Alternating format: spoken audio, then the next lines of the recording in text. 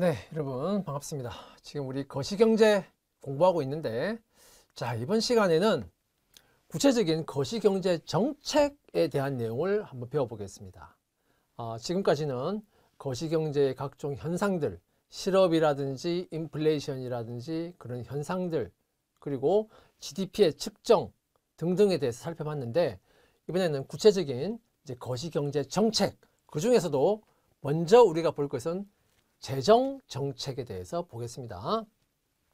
자, 그 재정 정책이란 무엇인가? 개념, 그 재정 정책의 종류, 그리고 재정 정책의 효과에 이르기까지 재정 정책에 대해서 한번 배워보겠습니다.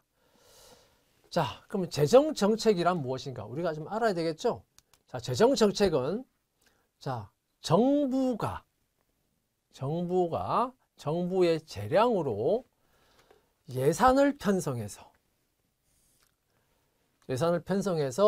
그 예산을 가지고 정부 지출, 우리가 총수요하면서 많이 봤던 그 정부 지출을 말하는 거예요.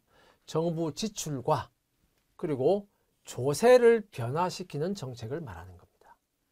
예산을 편성하고 그에 따라서 지출과 조세, 세금을 변화시키는 정책.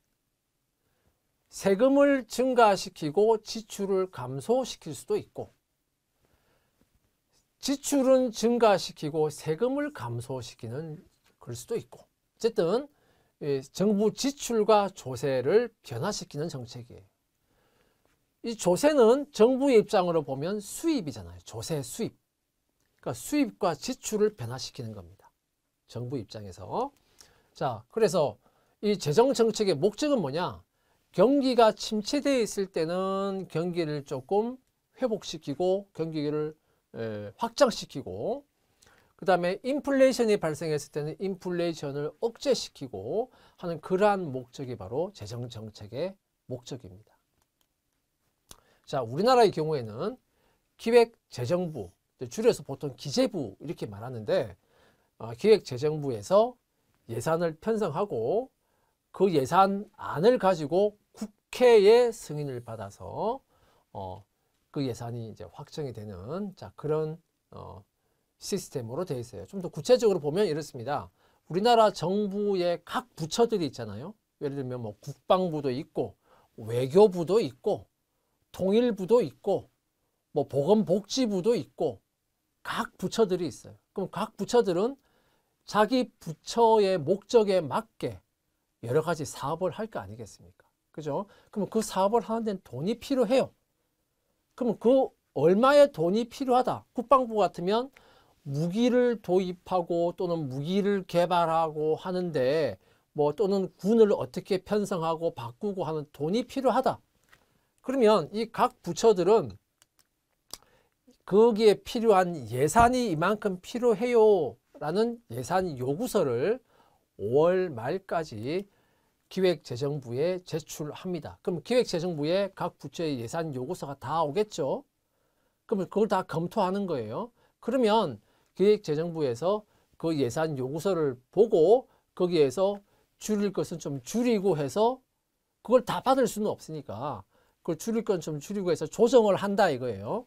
자, 기재부에서 조정을 하는 그 자체가 엄청난 사실 파워를 가지는 겁니다. 그래서 기재부에서 조정을 해서 조정한 결과를 가지고 그 예산안을 제출을 합니다. 국회에 제출을 하는 거예요. 언제까지 제출하냐? 다음 회계연도 개시 90일 전까지, 날짜로는 10월 2일까지예요. 그래서 기재부에서 90일 전까지 국회에 그 예산안을, 안이라고 하는 것은 아직 확정이 안 됐기 때문에 안이라고 말하는 겁니다. 국회에 제출합니다. 자, 그러면 국회에서 이 예산안을 이제 보고 심사를 해야 될 거 아닙니까? 제대로 예산이 짜여졌느냐 하는 것을 심사를 하는데, 그 심사를 하는 상임위원회가 바로 예결위원회입니다. 그 예결위원회에서, 예결이라고 해서 예산결산위원회를 말하는 거예요. 예결위, 줄여서 예결위라고 하는데, 예산결산위원회에서 그 예산안을 심사를 합니다. 또 심사하는 과정에서 뭐 여당이 있고 야당이 있고 서로 또 뭐 이렇게 또 조정을 하고 싸우기도 하고 하잖아요. 자, 그래서 그런 과정을 거쳐서 이제 그게 이제 어느 정도 확정이 되면 본회의에, 국회 본회의에 상정해서 의결을 해요. 의결을 해서 그게 이제 확정이 되면 그게 확정이 되는 것은 사실 다음 회계연도 개시 30일 전까지, 날짜로는 12월 2일까지가 원래 법상으로는 그런데 실제로 이게 많이 거의 잘 지켜지지 않습니다. 워낙 예산에 대한 줄다리기가 있기 때문에. 자, 그 본회의에서 의결이 되면 그 의결한 것이 이제 대통령한테 올라가서 대통령의 승인으로 이제 최종적인 이제 확정이 되는 겁니다. 자, 이런 우리나라의 경우에 이렇게 짜여져 있습니다. 자, 그런데 이걸 가만 보면, 자, 재정정책이라고 하는 것은 기본적으로는 이 예산을 짜고 정부가 지출하는 게 있고 또 세금으로 걷어들이는 세금 수입, 조세 수입이 있잖아요. 이거를 어떻게 할 것, 이 두 가지를 어떻게 할 것이냐, 이겁니다. 결국은 재정정책이라고 하는 것은 방법이. 자, 정부 지출의 규모를 조정을 합니다. 규모를 크게 하기도 하고 규모를 줄이기도 하고, 그 다음에 세율을 조정하기도 해요. 세율은 결국 정부의 조세 수입과 연관되는 거잖아요. 그러니까 세율을 올리면 이제 그거는 이제 증세 정책이 되는 거고, 세율을 깎으면 내리면 그거는 이제 감세 정책이 되는 겁니다. 그래서 세율의 조정 그리고 정부 지출의 규모 조정, 자, 두 가지로 재정 정책을 펴니다. 그런데 여기 이제 가만히 보면 앞에 우리 재정 정책이 예산이 편성되고 확정되고 할 때까지 얼마나 많은 시간이 걸립니까? 그죠? 그러니까 이 예산을 편성하고 요구서 받아서 검토하고 승인하고 뭐 할 때까지 시간이 엄청 걸린다 이거예요. 실제 그 예산이 집행될 때까지는 상당한 기간이 소요됩니다. 그래서 이게 이제 나중에 보면 여러분들 나중에 이제 시차의 문제가 이제 나오게 될 겁니다. 시차의 문제. 요건 이제 그때 가서 설명을 하고요. 어쨌든 실제 예산이 편성되고 확정되고 나서도 그 예산이 실제 집행될 때까지는 또 기간이 또 걸리는 거예요. 자, 상당한 시간이 소요되는, 이게 단점이에요. 단점. 재정정책의 단점입니다. 그래서 이 재정정책을 경기를 조절하는 수단으로 활용하기에는 시간이 너무 많이 걸려서 좀 어려움이 있다 이거예요. 자, 그 다음에 경제 상황에 따라서 재정 지출을 하는 시기를 조정할 수도 있어요. 원래는 하반기에 지출하기로 했는데 지금은 경제 상황이 안 좋아서 지출의 시기를 당겨서 상반기에 지출을 빨리 해버리는, 자, 그런 집행의 시기를 조정하기도 합니다. 자, 그런 것도 뉴스나 기사 이런 데서 많이 또 나올 거예요. 하반기에 지출하기로 한 것을 시기를 빨리 당기다, 뭐 그런 내용. 자, 그 다음에 예비비라고 하는 것을 운영하고, 예비비라고 하는 것은 결과적으로 이 예산의 신축성을 위해서 하는 겁니다. 그 예산은 어떤 용도로 얼마를 쓰고 어떤 용도로 얼마를 쓰고 이게 딱 정해놓잖아요. 근데 너무 이렇게 딱 정해놓고 나면 만약에 실제 그거하고 좀 안 맞으면 또 어떻게 할 거냐 이거예요. 그래서 그 신축성을 위해서 예비적으로 좀 편성을 해 놓는 겁니다. 예상치 못한 어떤 뭐 지출이 발생할 수도 있고 뭐 그렇잖아요. 그런 것에 대비해서 예비적으로 예산을 미리 조금 예비비로 편성을 해 놓는 거예요. 신축성을 위해서. 그걸 우리가 예비비라고 하는 것이고, 그다음에 전용이라고 하는 것은 원래 용도하고 다르게 바꿔서 집행한다는 의미로 전용이라고 합니다. 전용. 그 다음에 추가 경정 예산을 편성하기도 합니다. 이 추가 경정 예산이라고 하는 것은 원래 정부에서 예산을 편성하는 것을 우리가 본 예산이라고 말하는데, 본 예산이라고 하는데 그 본 예산이 최종적으로 다 확정이 다 돼 있어요. 다 정해졌어 이미 예산이. 그런데 이 예산이 다 정해졌는데 그 이후에 예상치 못한 어떤 여러 가지 일이 발생하면서 이 본 예산만으로는 어려움이 발생하게 되는 수가 생깁니다. 본 예산만으로는. 예를 들어서 전혀 예상하지 못했던 전염병이 갑자기 창궐해 가지고 창궐 하고 그 전염병으로 인해서 경제가 갑자기 침체되고 하는 그런 상황들이 예상치 못하게 발생한다. 전염병이 발생하는 걸 누가 알았겠습니까? 그죠? 그런 경우에 본 예산에는 당연히 반영이 안 됐겠죠. 그러니까 추가적으로 별도로 또 예산을 편성을 하는 겁니다. 그래서 추가 경정 예산이라고 말하는 겁니다. 자, 예비비를 운영하기도 하고 전용하기도 하고 추가 경정 예산을 편성하기도 하고 여러 가지 수단을 통해서 재정 정책을 펴니다. 자, 그다음에 이제 재정 적자와 재정 흑자의 개념을 우리가 볼 텐데요. 아까 제가 설명했습니다만 결국은 정부의 지출, 요건 돈 쓰는 거잖아요.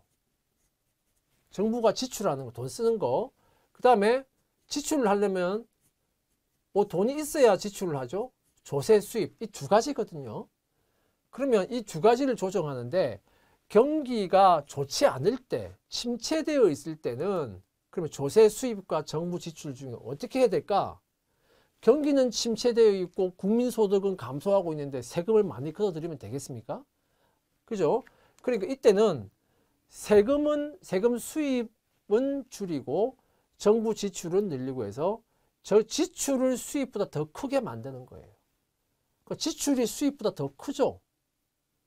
그러니까 이걸 우리가 뭐라고 하냐? 재정에서 적자, 적자 재정 또는 재정 적자 이렇게 말하는 거예요. 자, 이런 경우를 우리가 정책적으로는 확장적인 재정 정책 이렇게 말합니다. 확장적인 재정 정책. 수입보다 지출을 더 많이 해버리는 거예요. 확장적인 재정 정책. 그러니까 이런 확장적인 재정 정책이 바로 적자 재정으로 가능해진다 이겁니다. 적자 재정 또는 재정 적자. 확장적 재정 정책, 재정 적자. 그럼 같은 의미가 되는 겁니다. 자, 그러면 이걸 하는 방법은 두 가지죠. 정부 지출을 증가시키거나 아니면 조세 수입을 감소시키거나. 조세 수입을 감소시킨다는 것은 결국은 감세 정책을 말하는 거예요. 아니면 둘 다 하거나. 그죠? 자, 이런 경우가 되겠습니다. 자, 그러면 이 경우에는 이제 이렇게 생각할 수 있죠. 아니, 돈이 있어야 지출을 하는데 뭔 돈으로 지출하냐? 수입보다 지출이 크면. 자, 그때 어떻게 하냐면 국채를 발행하는 채권. 정부에서 발행하는 채권, 국채를 발행해서 일종의 채권을 발행함으로써 돈을 차입하는 거예요. 자, 그러니까 결국 국채를 발행하게 되면 이것은 결국 부채가 증가하게 되는 효과를 가지죠. 그래서 국가 부채가 전체적으로 증가하는 효과를 가지게 된다. 이겁니다. 그러니까 확장적 재정 정책은 국가 부채를 증가시키는 효과를 가지게 되는 겁니다. 반대로 경기가 너무 이제 확장이 되고 과열이 되고 그러면서 물가가 너무 상승하고 그래서 인플레이션이 발생하는 이런 상황이 되면 지금 인플레이션이 발생하면 시중에 돈이 너무 많이 풀려 있잖아요. 그럼 이 경우에는 어떻게 해야 될까요? 자, 조세 수입을 정부 지출보다 더 크게 해야 되겠죠. 지출은 줄이고 정부가 지출을 하면 결국은 그 돈이 시중에 흘러 들어가게 되는 겁니다. 돈이 풀리는 거예요. 그죠? 그러니까 지출은 줄이고 조세 수입은 늘리면서 세금으로 또 많이 걷어들이고. 자, 이런 경우입니다. 그러면 이 경우는 뭐냐? 결국은 지출을 줄이는 재정 정책으로 하기 때문에 이걸 우리가 긴축적인 재정 정책 이렇게 말합니다. 긴축적인 재정 정책. 그러면 이 긴축적인 재정 정책으로 하면 재정 흑자가 되겠죠. 흑자 재정이 될 겁니다. 수입이 지출보다 더 커지니까요. 자, 그럼 이 경우는 아까하고 반대가 되겠죠. 정부 지출을 줄이든가 아니면 조세 수입 자체를 증가시키든가 아니면 둘 다 하든가 그렇게 되겠죠. 그러면은 지출에 비해서 수입이 커지니까 그 경우에는 이제 국채를 상환한다든지 해서 국가 부채를 줄이는 방향으로 갈 겁니다. 그죠? 자, 이렇게 각 국면에 따라서 경기 상황에 따라서 재정 정책을 다르게 펴는 겁니다. 먼저 확장적 재정 정책을 보면, 자, 경기가 침체되어 있을 때 확장적인 재정 정책을 사용하면서 적자 재정을 운용하게 되죠. 그래서 시중에 돈을 많이 푸는 겁니다. 결과적으로 지출을 더 많이 하는 거예요.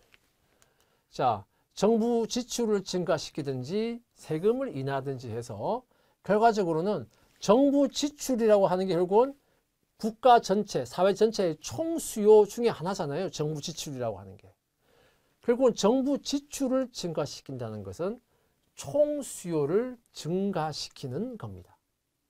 그래서 결과적으로 실질 GDP, 즉 국민소득을 증가시키고, 수요 자체를 증가시키니까 당연히 물가도 상승하는 그런 효과를 가지게 됩니다. 자, 그래서 정부 지출의 증가는 어떤 방식으로 하느냐? 뭐 여러 방식이 있죠. 정부 지출에는 두 가지가 있잖아요. 정부 지출에는 이제 두 가지가 있는데, 하나는 정부의 소비 지출이 있고, 정부가 하는 소비 지출이 있고, 두 번째는 정부 지출 중에서 총 고정 자본 형성, 고정 자본 형성이 있잖아요. 이 고정 자본 형성이라고 하는 건, 이거는 한마디로 정부 소유의 여러 가지 항만, 철도, 고속도로, 학교 이런 것들을 건설하고 짓는 것들, 뭐 이런 것들을 우리가 고정 자본 형성 이렇게 말했습니다. 그래서 자, 두 가지 다 사용할 수 있는 거죠. 그래서 정부 지출의 증가는 도로 등의 사회 간접 자본을 건설하든가, 교육이라든지 보건에 대한 지출을 늘린다든가 등등의 방법으로 가능하다 이겁니다. 자, 이렇게 확장적 재정 정책을 펴면 어떻게 되는 거냐? 자, 여기 이제 총 수요가 AD1만큼 있습니다. 총 공급이 AS1이죠. 그러면 여기서 이제 균형 물가, 균형 GDP 수준이 이렇게 생기게 돼요. 발생하게 돼요.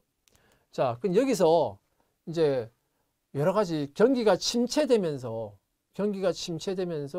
일자리도 많이 없어지고, 하여튼 뭐 경기가 침체되고 하면서 사람들이 소득도 줄고 하면서 수요가 줄어든 거예요. 그럼 여기서 유효 수요가 줄어들면 수요 곡선 자체가 왼쪽으로 이렇게 이동해 갈 겁니다. 그러면 유효 수요가 줄어들면 왼쪽으로 이동하니까 결국 균형점이 다시 이쪽으로 바뀌겠죠. 그럼 어떻게 돼요? 물가가 P1에서 P2로 물가가 하락하죠. 그리고 물가는 P1에서 P2로 이렇게 하락하고, GDP, 즉 국민소득은 GDP1에서 GDP2로 하락하고, 물가 하락, GDP 하락이 다 생기는 거예요. 수요 부족하면서. 자, 그럼 이때 정부가 어떻게 하냐? 확장적인 재정 정책을 편다 이거예요. 확장적인 재정 정책을 펴서, 확장적 재정 정책으로 하면 이렇게 줄어들어 있는 쪼그라든 이 총수요를 어떻게 합니까? 확장적인 재정 정책으로 정부 지출을 늘리는 거예요. 그리고 세금은 또 줄이는 거예요. 감세 정책으로 세금을 줄이고 지출을 늘리는 거예요. 자, 그렇게 하면서 총수요를 다시 증가시킵니다. 그러면 총수요 곡선이 왼쪽으로 갔다가 다시 확장적 재정 정책으로 다시 오른쪽으로 이동하겠죠. 다시 제자리로 돌아올 겁니다. 그러면 원래 이만큼 줄어들었다가 다시 올라간다 이거예요. 그러면 어떻게 됩니까? 물가가 하락했다가 상승하고, 국민소득은 GDP2에서 GDP1으로 다시 상승하죠. 그래서 국민소득을 상승시키고, 국민소득을 상승시키고 경기를 좀 더 활성화시킨다 이겁니다. 확장적 재정 정책을 통해서 이제 이러한 효과를 노리고 정책을 펴는 겁니다. 자, 그 다음에 긴축적인 재정 정책은 그 반대의 경우입니다. 그죠?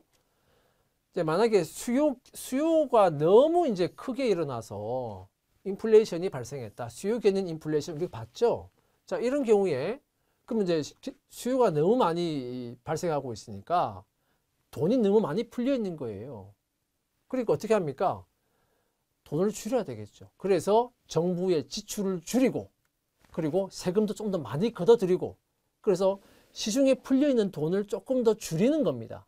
자, 그러면 소비도 줄고 투자도 줄고 하겠죠. 거기다 정부 지출까지 줄였잖아요.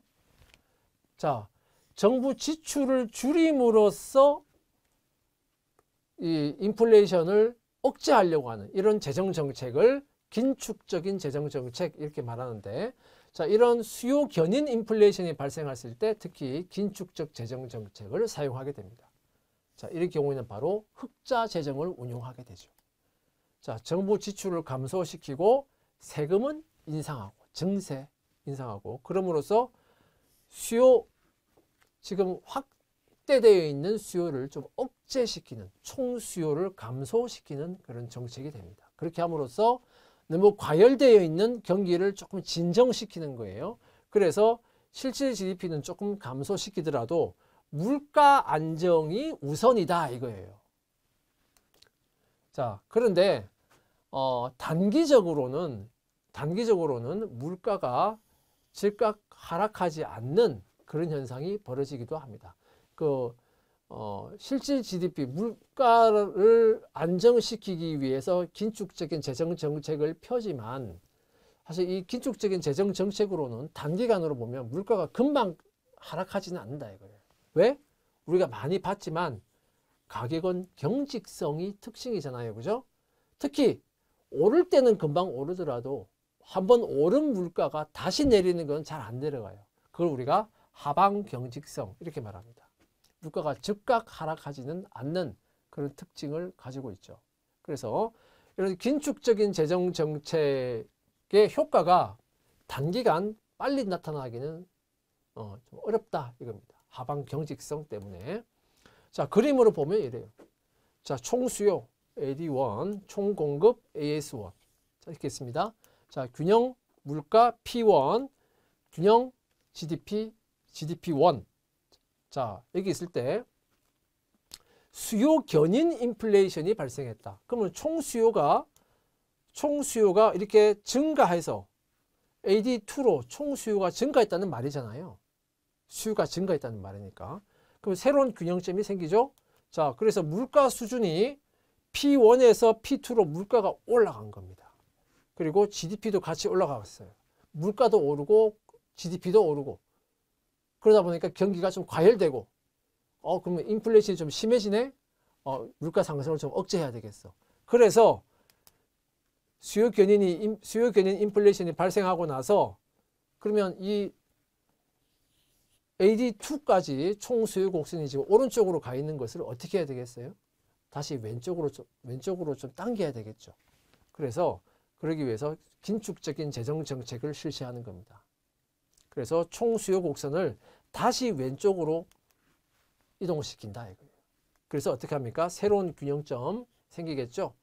자, 그래서 올라가 있는 물가를 좀 안정을 시키고 하락시키면서 안정을 시키고 대신 실질 GDP도 조금 진정을 시킨다 이거예요. 그래서 지금은 실질 GDP를 좀 하락하는 것보다 물가가 너무 많이 오르고 있어서 물가 안정이 우선이다 할 때 이제 이런 정책을 펼 수가 있는 겁니다. 자, 요거는 참고 자료 보시기 바라겠습니다. 재정 정책의 개념적인 그런 내용들, 자, 확장적, 긴축적인 재정 정책에 대해서까지 우리가 함께 그림을 같이 살펴봤습니다.